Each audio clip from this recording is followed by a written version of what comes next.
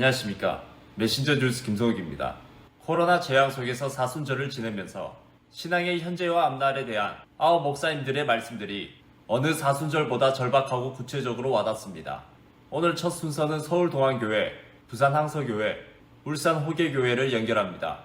오늘도 위로와 평강이 절실한 이웃에 메신저 뉴스 전달을 부탁드립니다. 김현성 시인의 눈물이라는 시가 있습니다.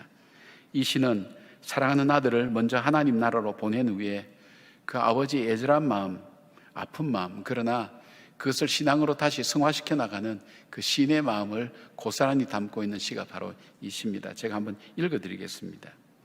더러는 옥토에 떨어지는 작은 생명이고죠.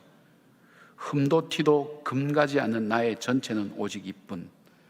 더욱 값진 것으로 드리라 하올제 나의 가장 나중 지닌 것도 오직 이뿐. 아름다운 나무의 꽃이 시듬을 보시고 열매를 맺게 하신 당신은 나의 웃음을 만드신 후에 새로이 나의 눈물을 지어주시다. 여기 보면 눈물은 아픔이지만 생명이라는 겁니다. 하나님 안에서 맺혀지는 가장 순수한 열매임을 이야기하고 있습니다. 바울은 3번에 걸쳐서 선교 여행을 했습니다. 우리가 살펴봐야 될 한 장소가 나오는데 바로 이 에베소라는 장소입니다. 에베소에 있는 바울이 3년간 머물면서 거기에서 12명의 제자를 양육했고 고란노 서원을 세워서 2년 동안 말씀을 체계적으로 잘 가르쳤습니다. 이것뿐 아닙니다. 이 시를 전부 다 잡고 있었던 이 마술사들, 우상관계되는 하는 분들이 이 사업이 망할 정도로 어려움을 겪게 됐어요. 하나님의 역사 앞에 마술사들이 나는 더 이상 이렇게 해서 살지도 않겠다 해서 불태운 책값이 한국 돈으로 요즘 말하면 25억 원 정도 되니까 지역 경제가 바뀌어지고 사람이 바뀌어질 만큼 에베소는 엄청난 변화와 소아시아와 유럽 지역에 충격을 주고 복음의 영향력이 점점 확대되는 계기가 된 것을 바라보게 됩니다. 그러면서 바울이 자기가 에베소에 있으면서 어떤 마음으로 어떤 각오로 사역을 했는지를 우리에게 얘기를 해주고 있습니다. 첫 번째, 바울은 모든 겸손으로 주님을 섬겼다고 그렇게 고백합니다. 여러분, 어떤 사람이 겸손할 수 있습니까? 중요한 것은 은혜가 우리 속에 가득해야 됩니다. 은혜라는 것은 내가 죄인이었다는 사실을 아는 겁니다. 그런 나에게 아무런 이유도 없이 조건도 없이 그 하나님께서 자기 아들을 죽여서까지 나의 죄값을 치루어 주시고 나를 구속하여 나를 사셨다는 것입니다. 한국에는 분노라는 것이 가득 차 있습니다. 그리고 점점 나누어지고 있습니다. 가진 사람과 갖지 못한 사람, 젊은 사람과 나이 든 사람, 지역으로도 다 나누어지는 그 형편 속에서 오늘 이 시대를 살아가는 우리의 마음 자세는 주를 섬길 때 겸손함으로, 온전한 겸손함으로 사람들을 대할 때 나하고 다르다 할지라도, 나에게 때로는 힘들게 한다 할지라도 그 사람들 대할 때도 이 바울은 겸손함으로 대했다고 그렇게 고백합니다. 이 시대를 이겨나가고 이 시대의 정신을 이겨나가고 극복할 수 있는 방법, 그리고 내가 그리스도인으로 살아가는 그 삶에 있어서 가장 중요한 바울에게서 듣는 우리의 삶의 모습은 바로 모든 겸손입니다. 두 번째로 사도 바울은 어떤 자세로 임했는가 하면 눈물로 섬겼다고 그렇게 고백합니다. 20장 31절 보니까 그러므로 여러분이 일깨어 내가 3년이나 밤낮 쉬지 않고 눈물로 각 사람을 훈계하던 것을 기억하라고. 정말 한 영혼 한 영혼을 안타깝게 보면서 귀하게 여기고 그렇게 그 사람들을 섬겼다고 얘기합니다. 1919년 당시 3.1 운동 주도했던 민족 대표 33인, 그 33인의 절반이 우리 개신교인들이었습니다. 16분이 개신교인들이었어요. 뿐만 아니라 만세운동이 전국 각지에서 일어났을 때 그 만세운동을 주도했던 곳이 교회였고, 그로 인해서 많은 교회들이 불탔고요. 많은 그리스도인들, 목사님, 장로님, 또 교회의 직분자들이 그렇게 끌려가서 모진 고초를 당하고 또 많은 분들이 목숨을 잃었습니다. 여러분, 당시에 17살밖에 되지 않았던 이 유관순 소녀가 독립운동에 앞장섰고요. 온갖 일제의 모진 고문과 박해도 머리를 조아리지 않았어요. 그런 힘이 어디서 나왔는가? 바로 신앙의 힘이었습니다. 어릴 때 그 충남 병천, 그 병천에 매봉교회라는 교회가 있었습니다. 어릴 때부터 그 매봉교회에서 신앙훈련을 받았고, 또 서울의 이하학당으로 가서는 근처에 있는 정동교회, 그 교회에서 또 신앙훈련을 받았고, 그 가운데 에스더의 그 순교 신앙을 본을 받은 거예요. 죽으면 죽으리라. 그런 불굴의 민족의식, 또 나라 사랑의 마음을 가지고 일제에 항거를 했고 일제에 굽히지 않았다는 것입니다. 제가 어제 말씀을 준비하면서 이 3.1운동 당시 거사를 앞두고 하나님 앞에 기도했던 유관순 열사의 그 기도문을 찾아서 읽는데 한동안 눈시울이 뜨겁고 가슴이 먹먹했습니다. 그 짧은 기도문 가운데 이 어린 소녀의 나라를 향한 사랑, 그 마음, 그 신앙심이 그대로 담겨 있기 때문에 그렇습니다. 제가 이 기도문을 잠시 읽어드리겠습니다. 오 하나님, 이제 시간이 임박했습니다. 원수 외를 물리쳐 주시고 이 땅의 자유와 독립을 주소서. 내일 거사할 각 대표들에게 더욱 용기와 힘을 주시고 이 민족의 행복한 땅이 되게 하소서. 주여, 이 소녀에게 용기와 힘을 주옵소서. 예수님 이름으로 기도합니다. 아멘. 여러분, 과거 우리 신앙의 선배들은 이러한 마음을 가지고 나라를 사랑했고 또 민족을 위해 헌신을 했습니다. 이처럼 하나님을 향한 믿음 안에서 나라와 민족을 사랑했던 그 뜨거운 사랑의 병이 있었기 때문에 오늘 이 나라, 이 민족이 있고 또 오늘 우리가 있게 된 줄 깨달으시기 바랍니다. 방언한다고 여러분 신령한 겁니까? 은사를 체험했다고 여러분 신령한 겁니까? 병에서 치유받았다고 신령한 겁니까? 천만의 말씀입니다. 제대로 은사를 체험한 사람은 그때부터 극단적으로 겸손해야 되는 거예요. 겸손하지 않으면 오히려 그 은사와 체험들이 교만으로 이어져서 이전보다 더 심각한 영적인 손상을 입고 하나님의 버림을 받을 수도 있습니다. 수많은 이 한국의 영적인 은사자들만 보면은 그 마지막을 보면은 대부분 교만하고 넘어지고 얼마나 많은지 모릅니다. 아무쪼록 나의 잣대와 생활로 신앙의 기준을 정하지 마시고 성경 말씀에 근거해서 내 자신을 쳐서 복종케 함으로 새롭게 하시기 바랍니다. 삶의 현실은 별로 주님의 마음에 들지도 않으면서도 나는 믿음이 있는 사람이다 착각하고 자기 자신을 의롭게 생각하는 거예요. 은사와 체험이 있기 때문에 자기는 어떤 봉사를 하고 있기 때문에 자신의 믿음은 바른 생활이다, 바른 믿음이다, 이렇게 자랑하는 교인들이 바로 고린도 교인들이었습니다.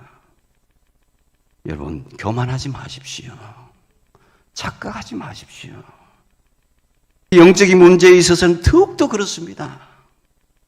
나의 믿음이 바르다고 주장하기 전에 나의 믿음이 부족함을 겸손히 고백하면서 하루하루 주님께 드리는 저와 여러분의 삶이 되시기 바랍니다. 나 자신은 죄가 없는 사람입니까? 한번 스스로 자문해 보십시오. 분명 성경은 우리가 예수 십자가의 보혈로 죄 사함을 받아서 구원을 받은 사람이라고 하는데 어찌 우리는 당당하게 나는 죄가 없는 사람입니다라고 말하지 못하는 것입니까? 그것은 아직 우리에게 묵은 누룩이 남아있기 때문입니다. 오늘 말씀해 보면은 너희는 누룩 없는 자다 이렇게 말씀합니다. 그리고 새 덩어리가 되어야 되는데 그러기 위해서는 묵은 누룩을 버리라 이렇게 말씀합니다. 여기서 말하는 새 덩어리가 무엇이겠습니까? 말씀의 흐름을 보면 우리는 분명히 예수 그리스도의 십자가로 말미암아 이미 구원받은 하나님의 자녀가 되었습니다.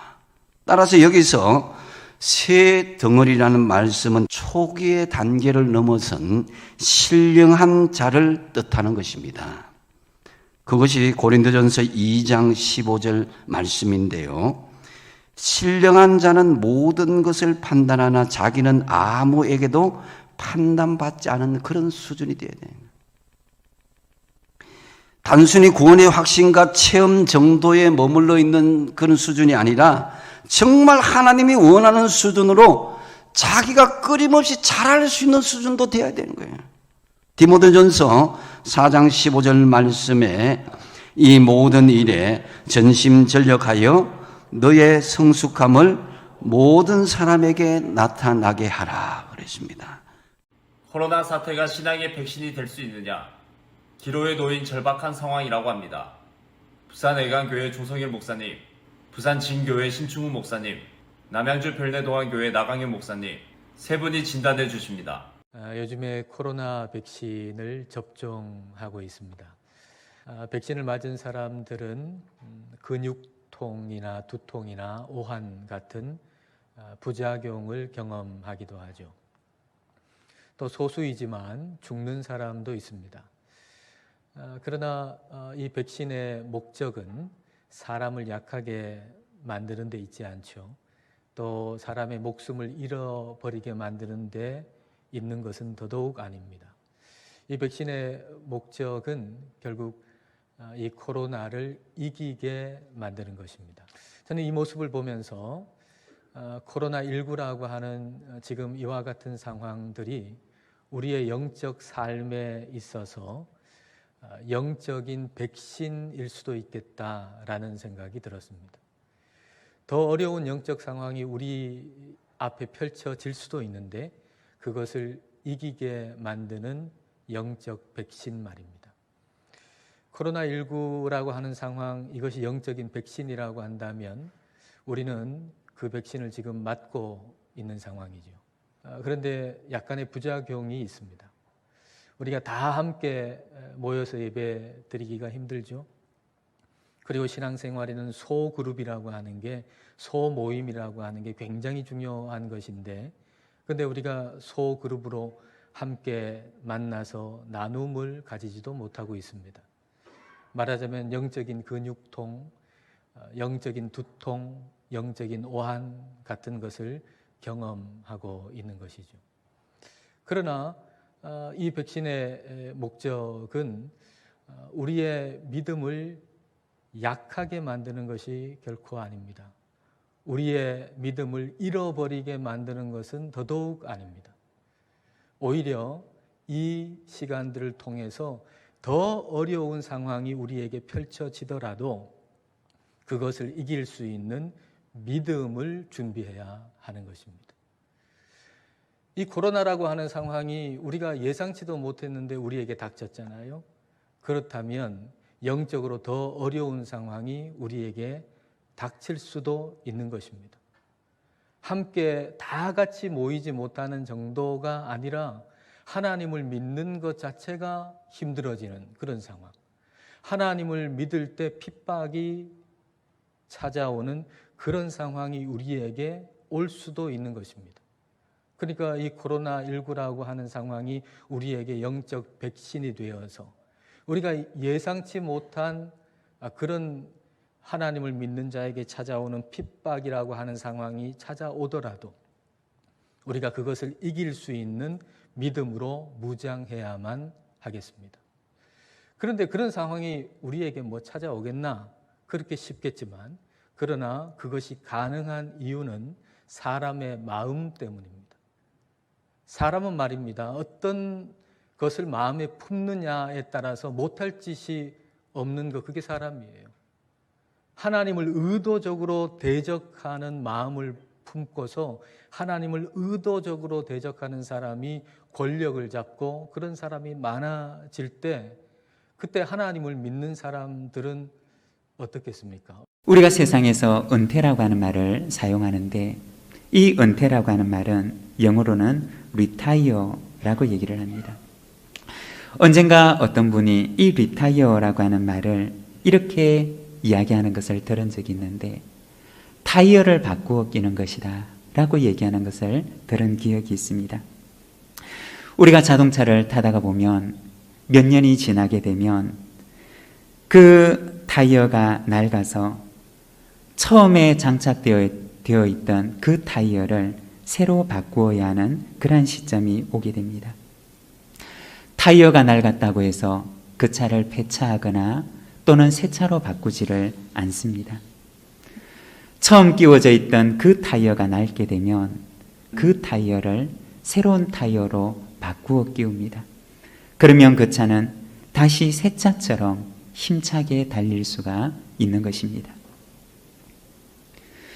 오늘 우리가 읽었던 이 본문 말씀에 90이 넘은 나이에 여호수아가 하나님께 새로운 사명을 받게 되는데 자기의 힘이 모두 다 빠져버렸을 때 이제는 자기가 선천적으로 타고났던 그 힘이 모두 다 빠져버렸을 때 하나님께서는 그를 부르시고 그에게 새로운 사명을 주시고 그에게 새로운 타이어를 끼워 주셔서 이제는 자신의 힘을 의지하고 달리는 것이 아니라 하나님의 힘을 의지하고 달리는 사람으로 삼아 주셨던 것입니다.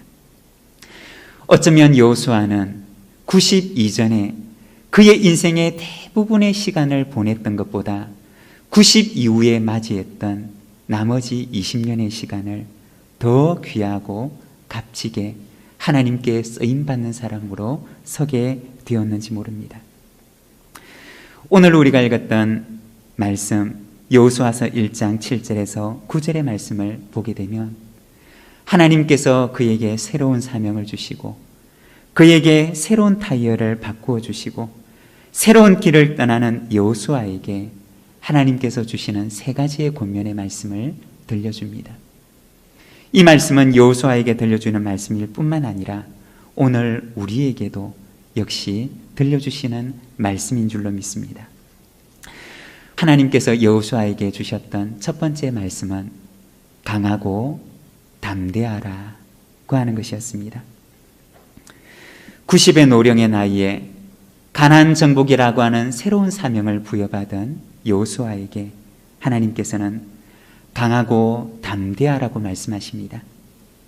신명기 34장의 말씀을 보게 되면 여호수아가 모세의 뒤를 이어서 이스라엘의 지도자로 임명을 받게 되는데 그때 모세는 여호수아에게 안수합니다.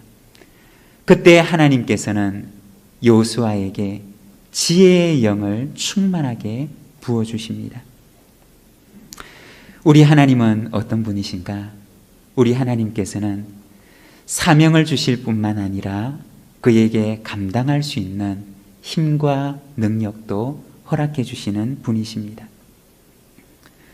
아프리카 콩고에서 사역하는 어떤 선교사님의 이야기를 본 적이 있습니다. 어느 날 선교사님이 마당에서 낡은 가구를 고치는 일을 하고 있었는데 그때 선교사님의 어린 아들이 이 마당 옆에 조금 우거진 숲속으로 들어가게 됩니다.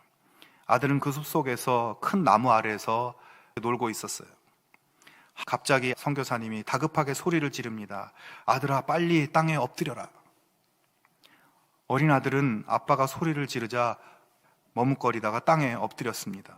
아빠 보이지? 이쪽으로 기어와. 천천히 이쪽으로 조용조용 기어와. 아들은 아버지가 시키는 대로 땅에 엎드려 기기 시작합니다. 이제 일어나서 뛰어와. 아들은 아버지의 품으로 달려와 안겼습니다. 그리고 뒤돌아서 아들이 놀던 숲을 쳐다보니까 길이가 5m도 넘어 보이는 큰 독사가 그 나뭇가지에 매달려 있는 것이었어요. 아들은 아빠의 말을 듣고 즉각 반응하여 순종하고 그 말씀대로 행했기 때문에 생명을 건질 수가 있었습니다. 오늘 우리 주변에는 우리를 삼키기 위해 도사리는 수많은 위험들이, 고민과 문제들이 우리 옆에 있습니다.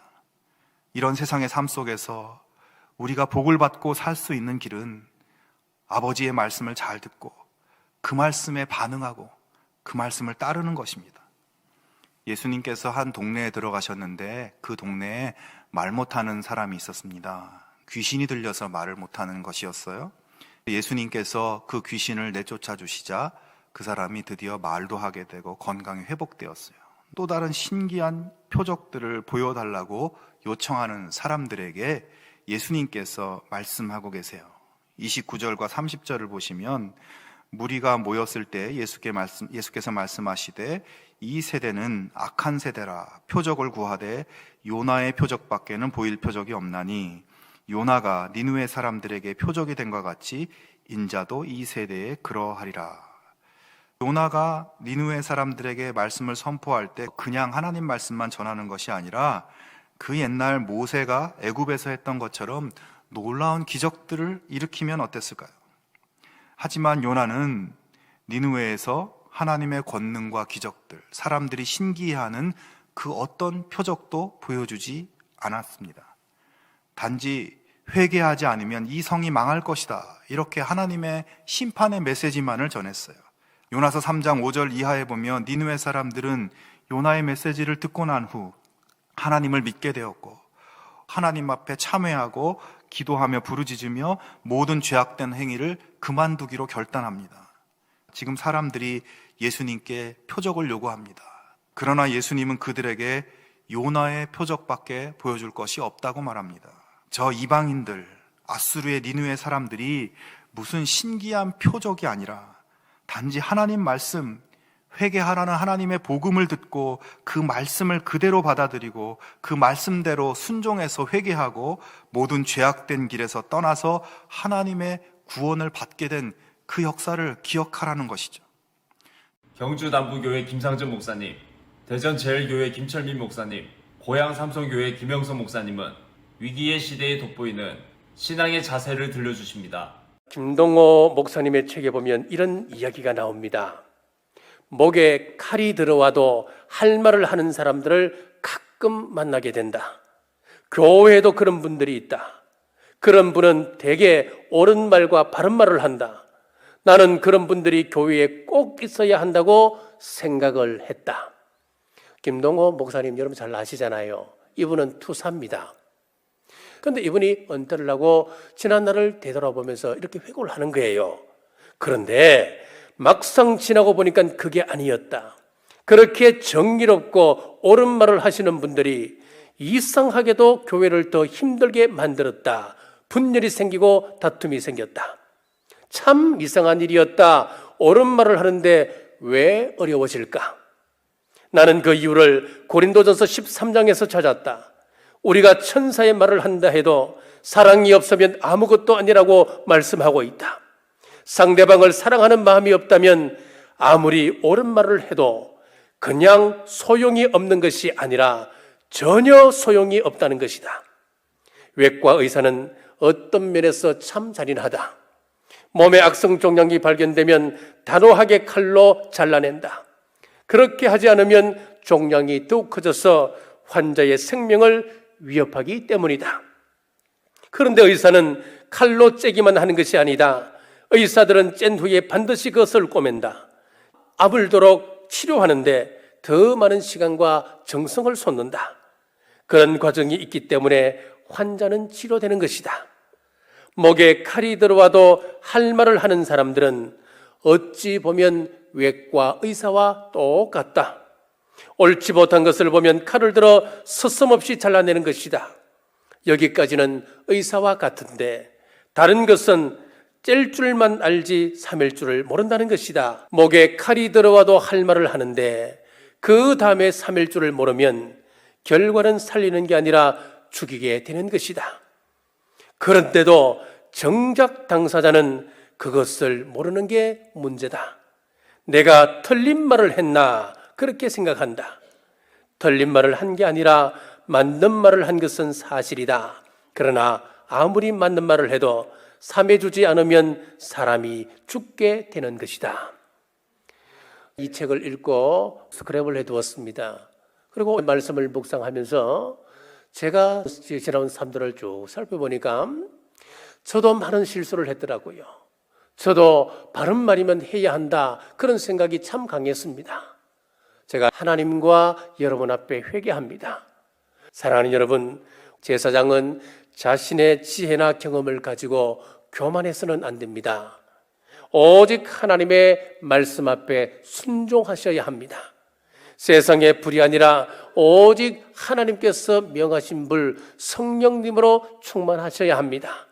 하나님의 사랑과 공의를 믿고 하나님의 역사를 인정하는 우리 모두 되셔서 이 땅에서도 천국의 축복을 누리시는 우리 모든 성도님들 되시길 주님의 이름으로 축복합니다. 우리나라의 판사가 몇 명 정도 될 것 같으시나요? 1740명 정도 된다고 합니다. 검사는 몇 명이나 될까요? 약 2300여 명 정도 됩니다. 경찰은 몇 명이나 될까요? 경찰 수는 12만 2300여 명. 이분들이 하시는 일이 뭐죠? 범죄를 수사하고 그리고 형벌을 내리는 그런 일을 주로 하는 것입니다. 우리나라가 소송 대국에 들어가고 있는데 2016년도에 우리나라에서 발생한 소송 사건, 고소 고발 사건 674만 8천 건이랍니다.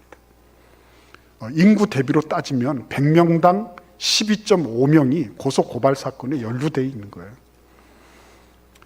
왜 이렇게 소송 건수는 날이면 날마다 쌓여가고 있고, 그리고 죄의 문제에 대해서 이렇게 사람들은 힘들어하고 어려워할까? 오늘 본문의 사건은 다윗이라고 하는 한 나라의 임금이 바세바라고 하는 여인을 잘못 건드렸어요. 그런데 문제는 뭐냐면 이 절대 권력을 지닌 제왕 다윗이 자기 부인 아닌 다른 여자하고 간음했다고 그 당시 고대 근동의 제왕들에게 있어서는 상상조차 할 수도 없는, 반성문 쓰고 무릎 꿇고 세숫대야 들고 그리고 벌 쓰는 거예요. 예? 그리고 거기다가 막 죽을 죄인처럼 지금 당하고 있는 것입니다. 하나님은 우리 모두를 아주 공정하게 평등하게 대하고 계신 거예요. 그 사람이 왕이라 할지라도 예외가 아니라는 것입니다. 그렇기 때문에 지위 고하를 막론하고 빈부귀천을 막론하고 하나님의 그 드높은 기준에서 보면 어느 누구도 자유로울 수 없다는 것을 우리에게 말씀하고 있는 것입니다. 오늘 4절을 보십시오. 내가 주께만 범죄하여 주의 목전에 악을 행하였사오니. 마치 이 말씀 잘못 읽으면 다윗이 밧세바나 그의 남편 우리아에 대해서 죄를 지은 것이 아니라 하나님께만 죄 지었다, 이런 식으로 읽혀질 수 있어요. 그런 말이 절대로 아닙니다. 다윗은 자신의 죄악이 주로 하나님을 대항해서 하나님을 떠남으로부터 시작된 것을 인정하고 있다는 거예요. 모든 죄악의 근본은 하나님께 대한 반역과 불순종으로부터 나온 것임을 인정하는 거예요. 그러나 하나님은 제 아무리 짙은 하늘가에서도 그 너머로 밝은 태양빛을 비추고 계신 분이신 것입니다. 죄악은 그렇게 다윗의 속으로부터, 우리 속으로부터 올라와서 인간 자체를 파멸시키려고 하지만, 그러나 하나님은 결코 다윗을 버리지 않으셨고 우리를 버리지 않으시는 것입니다. 지난주에 하나님께서 사울 왕에게 이방 족속을 다 멸하라, 진멸하라, 소와 양 그리고 어린 아이까지 다 멸하라, 그렇게 명령하셨는데 사울 왕이 말씀대로 지켜 순종하지 못했다. 그것을 하나님께서는 악하게 보셨고 사울 왕을 폐위하게 된 결정적인 원인이었다. 지난주에는 온 가족, 온 세대 예배이기 때문에 어린 자녀들도 그 가운데 있었던 것 같습니다. 설교를 듣고 충격을 받은 거예요. 엄마, 이게 정말이야. 하나님께서 남김없이 멸하라, 죽이라 충격을 받았던 것 같아요. 어머니가 쉽게 설명을 못했던 것 같아요. 그래서 제가 이렇게 설명을 해드렸습니다.